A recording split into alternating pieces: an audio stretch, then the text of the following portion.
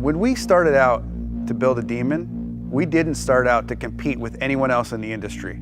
We started out working from our background and being the best version of what we could be, because we are completely different. We are not trying to be a sports car. We are not trying to be a pony car. We're trying to be a street strip muscle car, and there's no one else in that space. We decided very early on in the project that the key to success on this car was going to be the last tenth. And I don't mean the tenth of a second in the quarter mile. I mean that last tenth of effort that was going to push you beyond an interesting stat into a stat that had never been done before. I mean, you start at the top of the list. Drag radials. No one's ever put drag radials on a car. They've been available in the marketplace, but they've never been put on a production car. That's a first that we're very proud of. Transmission.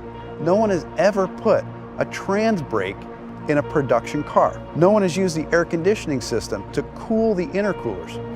The Demon engine is all new. It's not a tuned up version of our Hellcat engine. The only part that carries over is the cylinder head. We deck honed the block, which is something you see on high-end race car engines. New crankshaft, new connecting rods, new pistons, new camshaft, all new valve train, and a new larger 2.7 liter supercharger. So all of those things that make it a dedicated drag car, all of those things that make it awesome on the strip, you can completely modify. You can make this car as comfortable or as crazy as you want it to be. The two most common questions I get on Demon: number one, why'd you build a car like this? And the second question after that, how much horsepower does it have? And I always tell everybody, I'll tell you the horsepower, it's amazing, but I want to explain to you the full performance package and everything that that horsepower enables. I'm going to walk you through a virtual run of what it's like to drive a Demon. You strap yourself into a 4-point harness, take your red key, fire up the most powerful V8 production engine ever put in a car. Put your car into drag mode. Once you go into drag mode, your suspension is already pre-calibrated for maximum lift off the starting line. Activate your line lock. Start spinning your drag radials. Get them hot and sticky, over 200 degrees. You literally have dripping rubber off of your tires. You creep to the starting line. Adrenaline is flowing. You're pre-staged. You're 7 inches away from launching this car. Trans brake, check.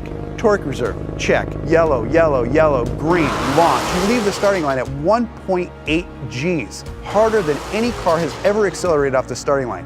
That force puts a ton of weight on the rear end of this car, forcing the front end up in the air. It pulls a wheelie.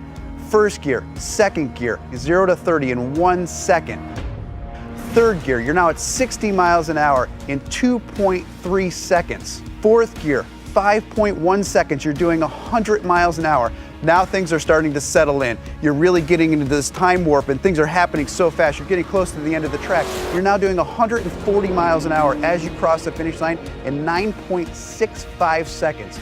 You have just driven this production car faster than any production car has ever finished the quarter mile. So fast, in fact, that after the NHRA certified that time, they banned it from competition.